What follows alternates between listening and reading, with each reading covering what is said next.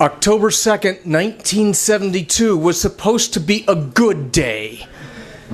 Because October 2nd, 1972 was a Saturday, and in my house, Saturday was like May Day, a day of my emancipation, a day I had the liberty of the house, a day when at 9 in the morning, I got to sit down and watch Roadrunner cartoons. And I didn't like any of the other corporate crap on TV, but Roadrunner was my anarchist victory dance. And even today, when I hear politically correct people shake a finger and say that Roadrunner cartoons preach violence, I want to say that you're identifying with the wrong characters.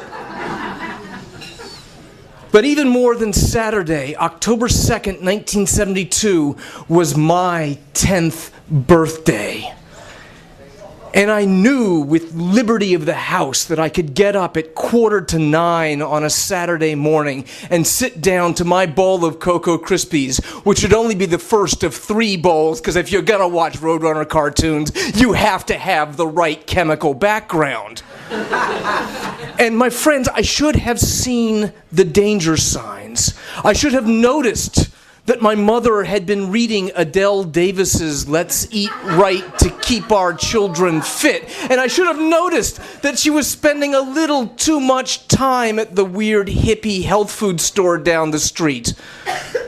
But as I strode into my breakfast nook on the morning of my 10th birthday at 8:45 in the morning, I had a right to expect something besides a bowl.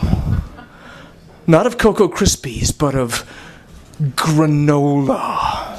And my friends, I told you that this was 1972, so this was not highly processed, honey-dipped, Happy Valley corporate granola. No, this was angry, fundamentalist granola looking up at me from the bowl. And the problem was, I should tell you that my mother is a kind woman. She is a loving mother. So I had every reason to think that she would never do anything deliberately to hurt me. But I should have read the signs. I should have listened to the blender in the kitchen going, "Brew! Brew!" And it was only later that I find out that she was making a recipe from Adele Davis called pep-up milk.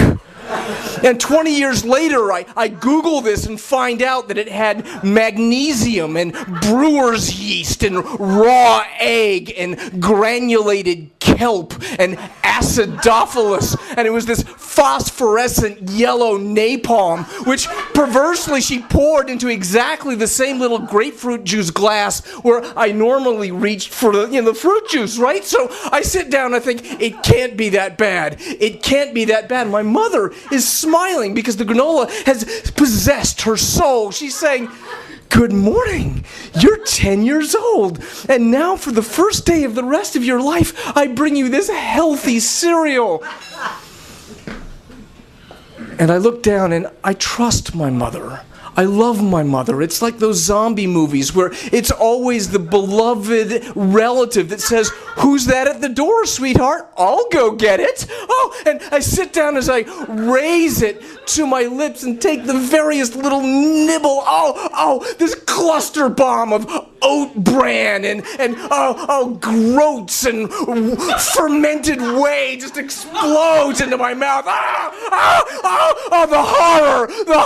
And I immediately reach for my orange juice and just slam it right back. And it's way too late that I realize that that's not orange juice. And as all the magnesium and brewer's yeast hits the bottom of my cerebellum. Have you ever thrown up so hard it was coming out your eyes?